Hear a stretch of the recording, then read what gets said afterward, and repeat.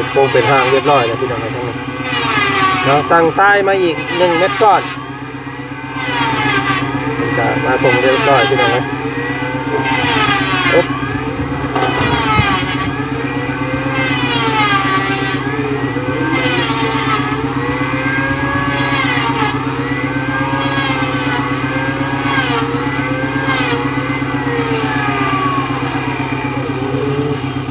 ที่เพิ่นก็กำลังกบไม้เราไม้เฮ็ดโค้งเนาะออกเลย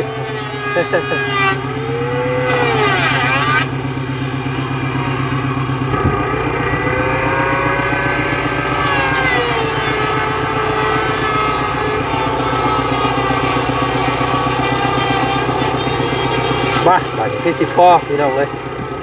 เนาะมักตัวใดกลัวมักงานปูนแน่เนาะไม่มันต้องเลยกบเลยเราเนาะซื้อเอียดเดียดได้พี่น้องเลยเนาะงาม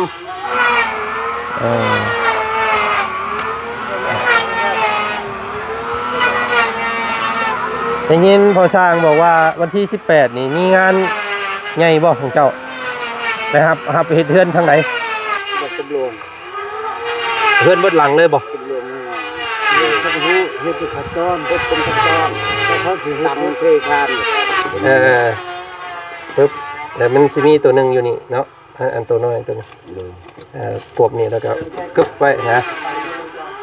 เฮ็ดให้น้องเพิ่นแน่เอามินแบบนี้เลยนี่ทำนี่แหละโอเคตืดแล้วก็ล็อกมันอยู่นี่เนาะ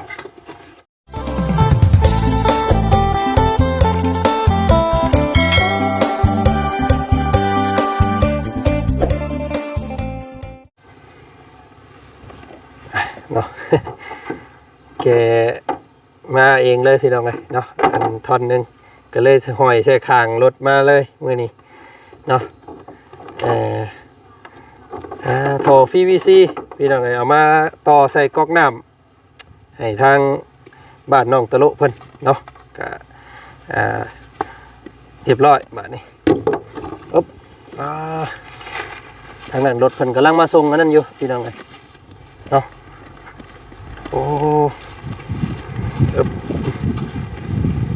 มันกำลังมาส่งปูนกับทรายเนาะก็ท่านฟ้าท่านฝนพอดีพี่น้องเนาะก็คิดว่าขี้ง้อว่าฝนทรงสีตกห้ำยันลงมาบ่ได้ว่าฉันซะอันนี้มาฮอดจอดถึงได้อยู่พี่น้องเลยกำลังเนาะก่อนอื่นเด้อพี่น้องเลยเนาะทักทายสบายดีพ่อแม่พี่น้องเนาะมัดสุขุสุคนคือเก่าเนาะพ่อกับอาจารย์อีกแล้วพี่น้องเลยคลิปนี้ก็อาจารย์พาพี่น้องก่อนสิครับเนาะพี่น้องเนาะบริหารจัดการเบิ่งอุปกรณ์ให้มันครบพี่น้องเลยเพราะว่ากับเมื่อไรยันว่ามันผู้พงผู้พ่อเนาะวันนี้คือสิพ่อแล้วบัดนี้พี่น้องเลยเนาะพี่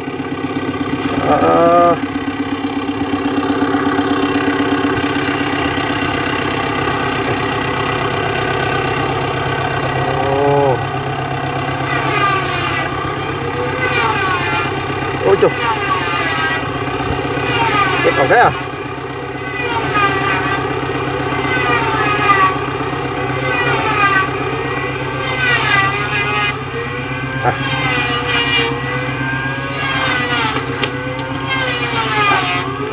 เป็นโป่งเป็นทางเรียบร้อยแล้วพี่น้องทั้งนั้นเนาะสั่งทรายมาอีก1 เม็ดก้อนก็มาส่งเรียบร้อยพี่น้องเลยอุ๊บ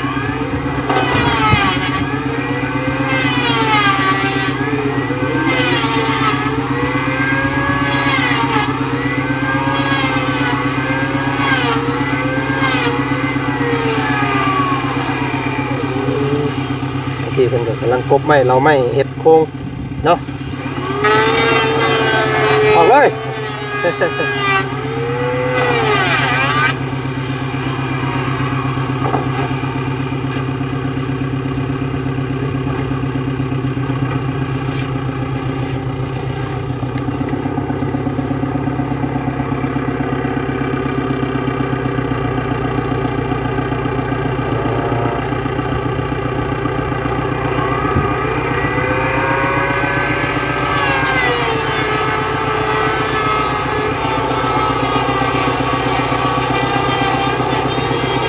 บ้าบาดที่10พอพี่น้องเลย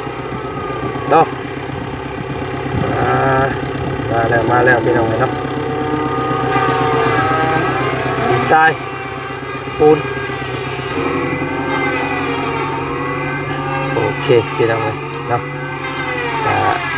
เรียบร้อยบาดนี้คือสีพงพออยู่อันสำหรับหินกับทรายเนาะ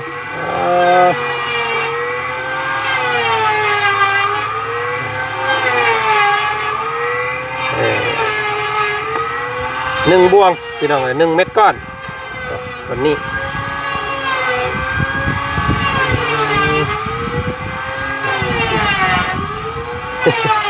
รู้สึกว่าเพิ่นอ้วนขึ้นได้พี่น้องเลยเนาะตะโลนี่โอ้อ้วนขึ้นเด้อเนาะเฮ็ดตะพุดอยู่ อยู่ดีกินดีแน่พี่น้องเลยเนาะเอามื้อนี้ก็มาครบเรียบร้อยเนาะโอ้ปูนนี่เพิ่นเอาปูนเขียวเลยบ่ปูนแดงเลยเนาะมาครบแล้ว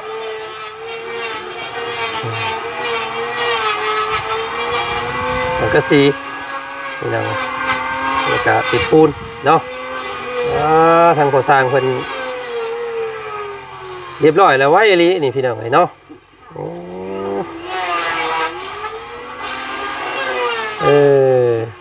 เนาะอันนี้เป็นหม่องจูไผ่เพิ่นตัวนี้พี่น้องเอ้ยโอ้เจ้าบักใหญ่นึงหม่องจูไผ่กะข้างเอาเคียงใส่จุเนาะงามบาดนี้พี่น้องแถวนี้ก็เอาไว้หม่องบางถ้วยบางบ่วงเนาะไว้หม้อไว้แหกแถวนี้พี่น้องสบายอันนี้ก็ขึ้น1 2 3 4 5อัน5ก้อนเนาะก็พอดีงามเนาะพอเนาะก็พอดีแล้วนี่พี่น้องให้ได้ซ่องระบายลมออกมาเดินเข้าน้ำแน่นี่แต่อย่าลืมเจาะหูให้น้องเพิ่นนั่นแหละย่านผลผ้าเข้าก็ให้ปล่อยน้ำออกไปเลยอันนี้พอสร้างกันพอต่อของอันนั้นอ่างน้ำเดทอเขาก็ซื้อมาแล้วเวลาอันพอสร้างเทอย่างแรกก็เจาะอันมงเป่งน้ำให้เพิ่นแน่เนาะมันจังแบบเอาน้ำเอาในได้สบายนะเนาะ ขาดว่ามือจักมือพอสร้างแล้วนี่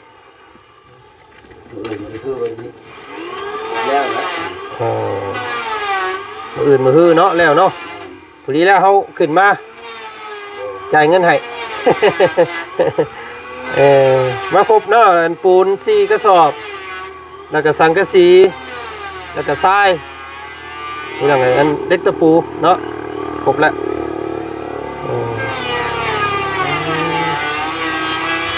ท่านซื้อเต็มร้อยมาให้สร้างอยู่บ่ไม่ได้ซื้อบ่บ่มีเงินบ่มีเงินเลยโอ้เบิดเลยเงินน่ะเนาะเบิดไวขนาดเงินนี่พี่น้องเลยทางตะโลเอาไปซื้อเต็มร้อยมาสู่สร้างเพิ่นกินเนี่ยนะว่ามันอากาศมันสลึมสลือได้มื้อนี้ยันเพิ่นง่วงนอนเนาะส่วนลายนี่ช่างเพิ่นมักกันไหว้ขาวช่วงค่ำเพิ่นเรียกไหว้ขาวก๊อกเข้าไปเนาะ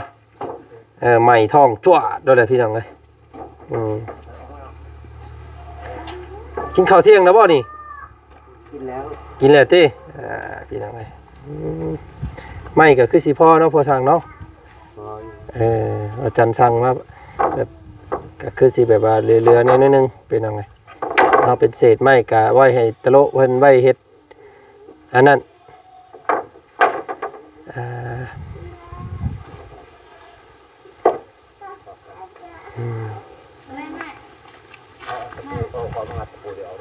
พอสร้างทั้งเมย์เพิ่นว่าอยากให้พอสร้างเฮ็ดอันหม่องกันเด็กน้อยหั่นนะประตูยังประตูลิงบ่เพิ่นเอิ้นโดยนี่นี่บ่แม่นหม่องคันไหลยันเด็กน้อย ตกเพิ่นว่า โดย เนาะมันต้องใช้ไม้หยังแน่ไม้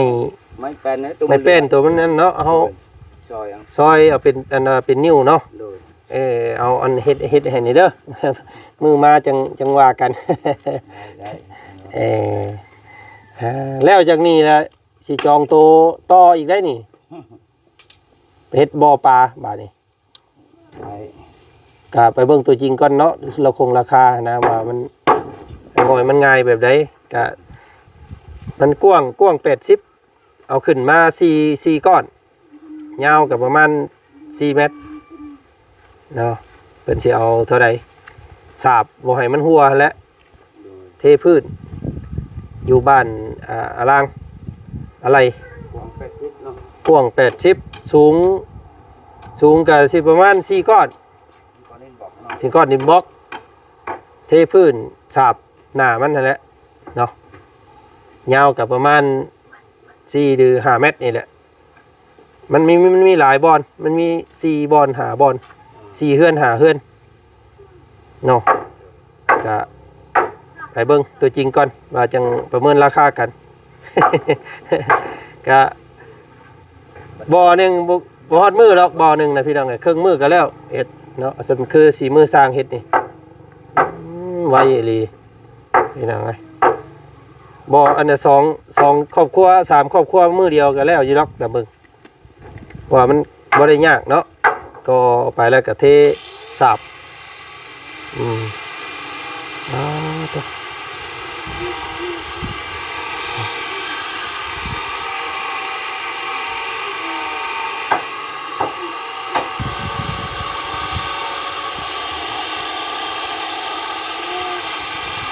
ทางทีมสร้างเพิ่นให้สร้างสังกะสีเนาะ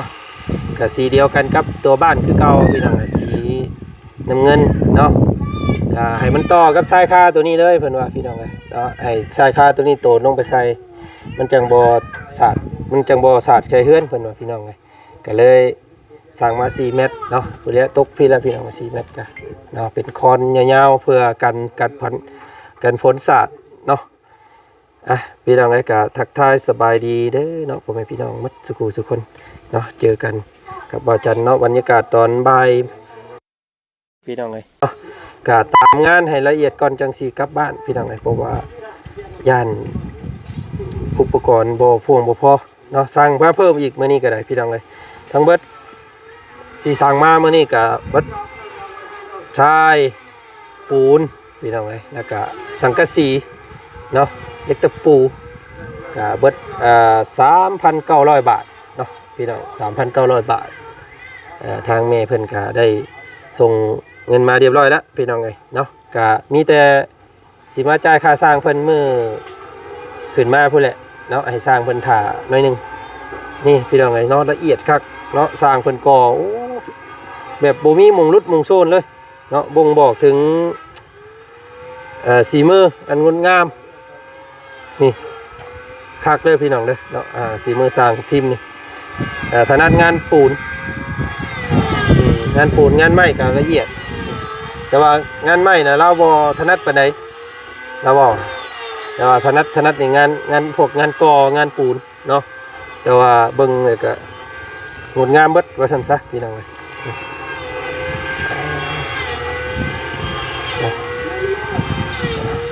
ก็รูปร่างหน้าตาก็ยังบ่ทันเห็นรูปเห็นทรงพอปานใดเนาะพุ่นละขึ้นมารอบหน้าพุ่นละสิให้พี่ให้น้องเบิ่งพี่น้องเนาะก็เป็นขนาดเฮือนครัวน้อยๆพี่น้องบ่ใหญ่เด้อเนาะ3x2เนาะก็พอดีได้บ่จันคิดว่าเนาะซ้ำนี่บ่ใหญ่บ่น้อยพอดีกับฐานะครอบครัวพวกเพิ่นก็เป็นครอบครัวน้อยๆบ่ได้ครอบครัวใหญ่เนาะกลางค่ำกลางคืนมาเนาะหลังจากเฮาบ่ได้ทำครัวทำกินแล้วก็ปิดประตูไว้เนาะหม้องนี้ก็สิเป็นหม้องเอาวางถ้วยวางจานเนาะซื้อที่วางถ้วยมาตั้งไว้นี่ก็ซับไว้นี่เลยพี่น้องเป็นหม้อเป็นแหกเนาะห้อยไว้อันนี้ก็เป็นหม้องจุไฟ อยู่ภายนี่ให้ตะโลเพิ่นตะโลเอ้ยเนาะ นะพี่น้องคนดินเข้ามาเลยเด้อเอาพุ่นก็ได้พุ่นเอาดินตัวที่เจ้าขุดขึ้นมาหั่นก็ได้หรือว่าเจ้าไปขุดเอาไม้พุ่นก็ได้เนาะคนเข้ามาเอาใส่ให้มันแน่นนั่นแหละตบให้มันเพียงแล้วก็จุไผเนาะพยายามบอกเมียเด้อเอามาพี่ไว้มาพี่ พยายามบอกเมียอันเวลาตัดพื้นให้มันพอดีกับนี่แล้วเนาะประมาณซ้ำแขนซ้ำมานี่เนาะสบายดีน้องบ้านพี่น้องไงเนาะได้เฮือนครัวงามบ่นี่อย่าไปมานอนอยู่นี่ได้บ่เอาได้เด้อ เพิ่นเฮ็ดให้งามบ่เฮ็ดเฮือนครัวบ่ได้ได้บ่นี่เนาะคืนที่2พี่น้องไงเพิ่นนอนอยู่นี่แล้ว2 3ได้บ่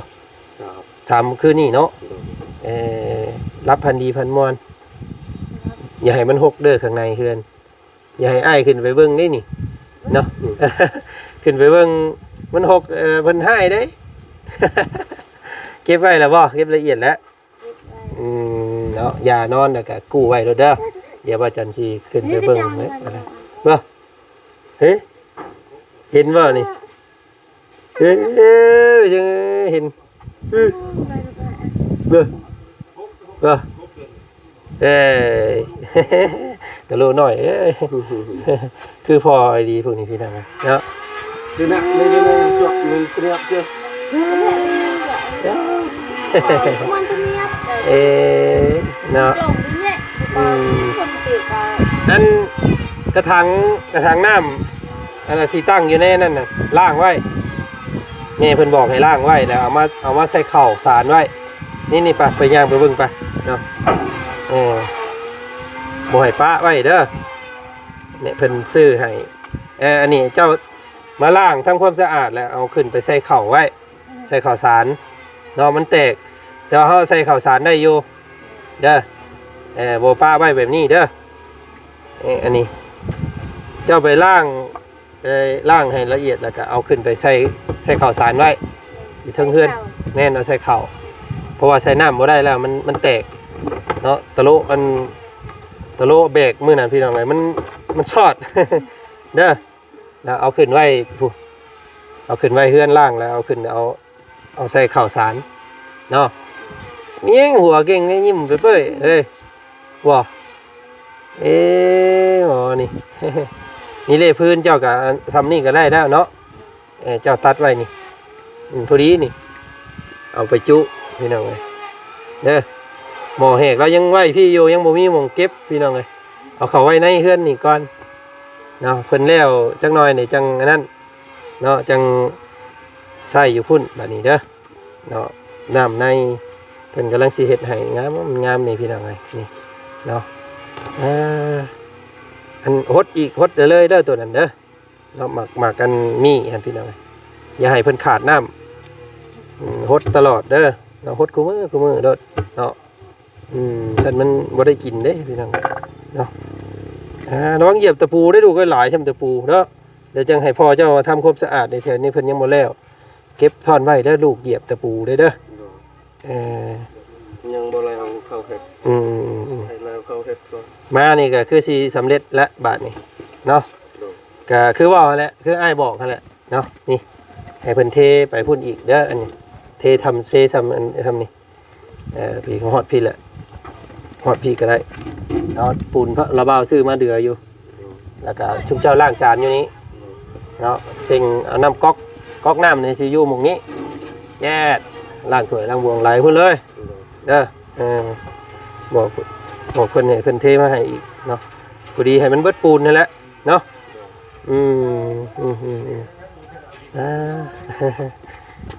ไปเอาอีกบาทนี่ไว้ดีเนาะสั่งสมว่าสร้างเพิ่นงานไม่กับงานปูนนี่มักตัวใดพอสร้างมักตัวใดกว่ามักงานปูนแน่เนาะไม่มันต้องเลยกบเลยเหลาเนาะ ซื้อเอียดได้พี่น้องเนาะงามนี่ สมแล้วแม่เพิ่นว่าจังบ่ให้อันว่าบ่ให้สาบบ่ให้โบกเลยเนาะงามเนาะ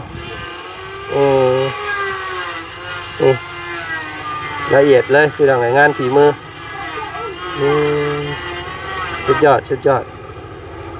เนาะเป็นขนาดเฮือนครัวที่พอดีว่าจันคิดว่าสิเอาแบบประมาณนี้แหละถ้าเฮ็ดเฮือนครัวในภายภาคหน้าเนาะให้คนอื่นคนไหนในต่อไปนะเอาประมาณนี้พอดีเลยเป็นมีพื้นที่เก็บแล้วก็มีพื้นที่อยู่พื้นหลังไฟ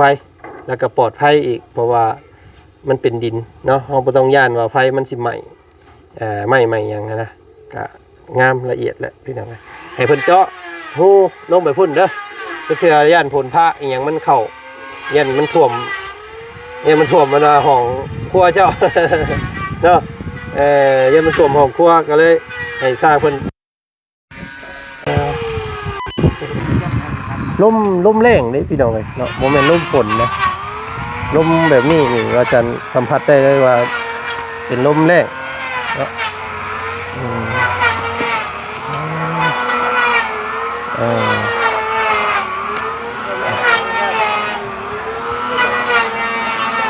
อย่างนี้พอสร้างบอกว่าวันที่18นี่มีงานใหญ่บ่ของเจ้านะครับเฮ็ดเฮือนทางไหน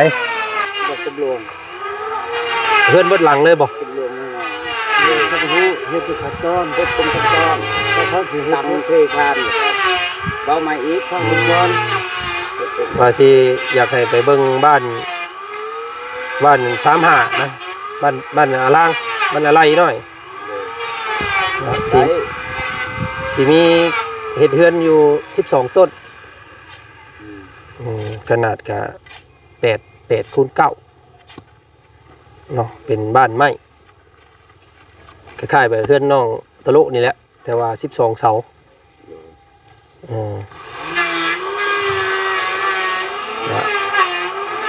ติดตามมึงอีกเนาะ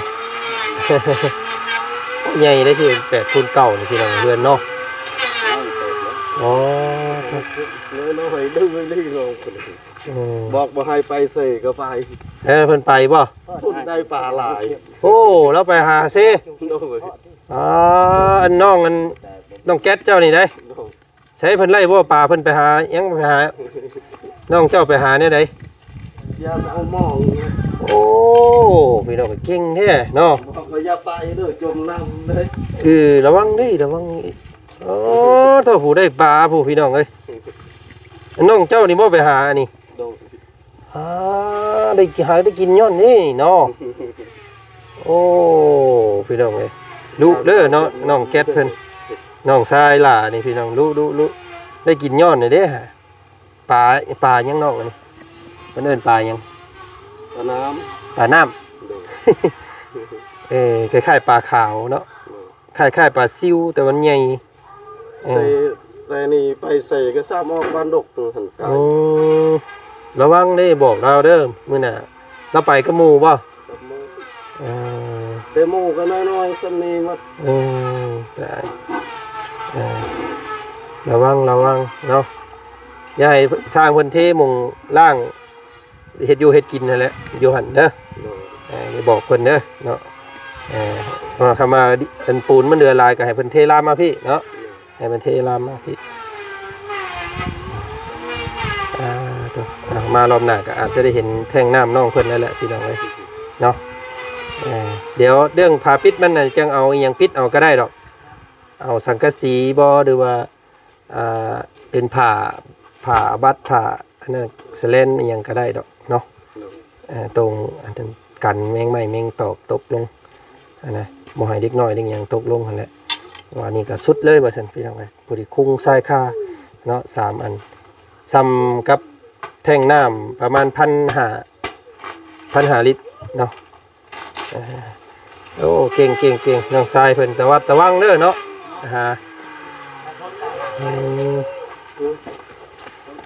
มื้อหน้าสิตัดผมให้เด้อแล้วย่านตัดผมแล้วเล่นปุ๊บมื้อนั้นพี่น้องเนาะบัดอายมือหันละว่าคอยก็ยักตัดยากแล้วย่านบ่โอ้ยเนาะเดี๋ยวมื้อหน้าป้าลุงว่าให้ตัดผมให้แน่ว่าซั่น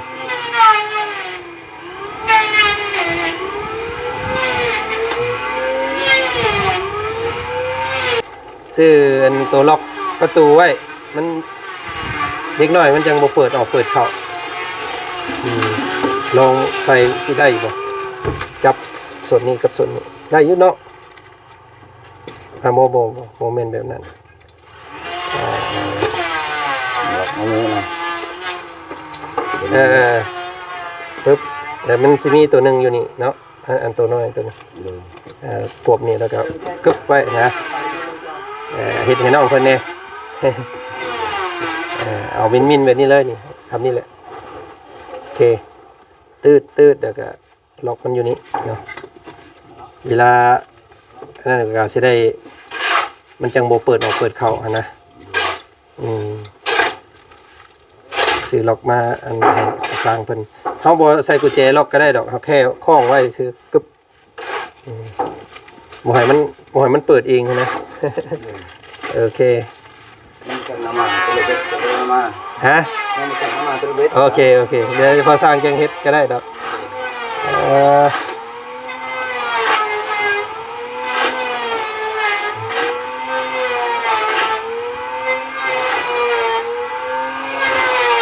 ปูนแดง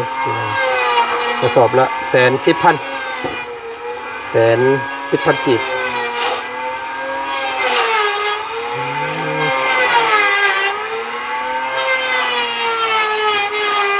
แล้วก็มีพื้นที่เหลืออยู่ทั้งนี้หน้าบ้านก็ถือว่าสมบูรณ์แบบเนาะบ้านของตะโลนี่สมบูรณ์แบบคักและบาทนี่เนาะมีครบแล้วพี่น้องเลยเนาะเจาะน้ำนี้เจาะอันมุงนี่ก็ได้ด้วยพอสร้างเพราะว่ายังสิให้พอสร้างเทมงล่างถ้วยให้เพื่อนแน่อยู่พี่เทลามมานี่นิดนึงแมนสำนี่ลามมาพี่เพราะว่าสิให้เพื่อนเวลาซักเสื้อซักผ้ามาซักอยู่นี้ก็ได้นะเป็นอยู่นี้เอาจำหนึ่งหมดเมื่อไหร่ยันว่ามันต่ำโพดเนาะประมาณนั้นก็ได้พอสร้างต่ำเลยเขาเทกับเลยประมาณเท่านี้เนาะแบบว่าให้มันเทียงกับท่อก๊อกมันออกมานี่แล้วแหละเวลาเขาคล้องมันจังเบิดเคาะเบิดนะแบบเขาเทเพียงกับอันปากแบบคล้ายๆครับอันตัวนี้ออกน้ำไปเลยนะเวลาเขาคล้องนะเวลามันหลายปีแล้วมันเป็นขี้คุยเนาะขี้ไข่ขี้อะไรเขาคล้องแล้วมันจังเคาะเบิดนะแบบเขาเทชุ่มๆเทขึ้นสูงแล้วเทฮอตครึ่งพี่เลยแล้วก็เจาะให้มันพอดีเพียงครับแน่นมันเวลาเขาล่างมันจังหลอดนะมันจังเวลาเขาคล้องบ้านชุมพอสร้างยังเอิ้นคล้องคือกันบ่คล้องคล้องเองแบบว่าเขาล่างเนาะว่าไงทำความสะอาดให้มันเคาะให้น้ำมันบกวัดนะแบบให้มันบดเวลาเอาเป่งให้มันบดให้มันเคาะมาเลยนะภาษาคอยว่าให้แงะเนาะเลยแงะให้มันบดเนาะโดยแบบเขาเฮ็ดให้มันแม่นให้มันจวดเวลามันเบิดน้ำก็ให้มันเบิดเลยนะมันจังทำความสะอาดได้ดีเนาะโอเคบอกกันสร้างเพิ่นก่อนพี่น้องโอ้เทฐานคักดีเนาะมีแต่ยกนี่ขึ้นอีกอันนี้หน้านี่มันเนี่ยเฮาบ่สาบก็ได้เนาะพ่อสร้างเพราะว่ามันนั่นอยู่แล้วแม่นสาบตัวนี้แม่นสาบแต่ขอต่อนี้ขอต่อสาบนอกสาบในกะว่าให้มันอยู่แหละเนาะความหนากะก่อยเข้มๆดวดปืดพันข้างในเนี่ยตัวนี้มันก็อยู่ตรงนี้เขากับป้ายนี่อีกแมนก็อยู่เห็นเพิ่นเฮ็ดหลายคนอยู่ทางฝั่งไทยก็หลายเนาะโดยลายบอลเนาะโอเคมีแต่ให้พอสร้างเพิ่นดำเนินเวียกเดี๋ยวว่าจันเมื่อปะเด้อน้องเด้อทำความสะอาดบ้านเด้อให้มันใหม่เด้อเฮ็ดอยู่เฮ็ดกินให้สร้างเพิ่นเด้อเมื่อป้าก่อนเสร็จเด้อสบายดีสบายดีเนาะโอเคไปพี่น้องเอ้ยเอาตะลุเดินทางก่อนเดี๋ยว 2-3 มื้อขึ้นมาใหม่เด้อเนาะเอาโชคดีโชคดี เบิ่งพอสร้างเพิ่นนี่เด้อประมาณอีกจัก 2-3 มื้อขึ้นมาใหม่เด้อพอสร้างเด้อ พอดีแล้วพอสร้างแล้วเนาะมาจ่ายเงินให้ พอดีแล้วแหละ พอดีขึ้นมาผู้ใดจังสิจ่ายให้เนาะ เอาฝากอันเฮ็ดให้น้องเพิ่นนี่เด้ออันอหยังประตูลิงประตูคนเลยนะเนาะบ่แม่นประตู บ่แม่นประตูลิงแล้วประตูคนนี่แหละ มีบ้านขับแล้ว ต้องไปซื้อบานพับเด้อเนาะ2เนาะเดี๋ยวสิเอาเงินไปให้ตะลุเพิ่นไปซื้อบานพับตะลุเอาเงินเอาน้องอ่ะไปซื้อบานพับให้สร้างบานพับเดี๋ยวถามพอสร้างก็ได้บานพับน้อยๆ2 อันเดืออยู่ดอกอันไอ้เอาให้เดืออยู่บานพับอันละ20,000นี่อันคล้ายๆกับนี่2 อันโอเคเนาะพี่น้องเนาะก็ขอบพระคุณขอบมุขขอบใจทั้งแม่ใจบุญในลายพี่น้องเนาะที่เพิ่นสดสวยเนาะก็เป็นความโชคดีของทางตะโลเนาะที่แม่เป็นเงินมือเข้ามาช่วยในครั้งนี้ทั้งหมดทั้งมวลเลยพี่น้องเอ้ยเนาะนับแต่บ้านเฮือนซานปรับที่ปรับดินปรับดอนปรับหญ้าเนาะให้ต้นไม้ต้นตอกอยู่กินนี่ก็ตกอยู่เกือบ200,000 กว่าแล้วเนาะนับแต่การอยู่การกินข้าวน้ำสัตว์ปลาตั้งแต่เข้ามานี่ว่าซั่นซะเนาะนับทั้งหมดทั้งมวลเลยบ่จันข้าวๆนะก็ทะลุแล้ว200,000เนาะ200,000 บาทงบที่แม่เพิ่นส่งมานี่ก็พี่น้องจังใดก็ขอให้เป็นท่านทิพย์ท่านแก้วเด้อแม่เด้อเนาะท่านไปแล้วให้ได้คืนกับแม่คือเก่าท่านมื้อเช้าให้ได้เข้ามื้อแลงเนาะก็ขอให้มีแต่อายุมันยืนเนาะปราศจากโรคภัยไข้เจ็บพี่น้องให้เป็นโฮมโพโฮมให้ลูกให้หลานผู้ทุกข์ยากแบบนี้อีกต่อไปเนาะสาธุพี่น้องเอ้ยขอลาก่อนคลิปนี้ก็เจอกันใหม่อีกคลิปหน้าโอกาสหน้าพาใหม่เดี๋ยวขึ้นมาใหม่อีกเนาะ See you next time พี่น้องเอ้ยเนาะไปก่อน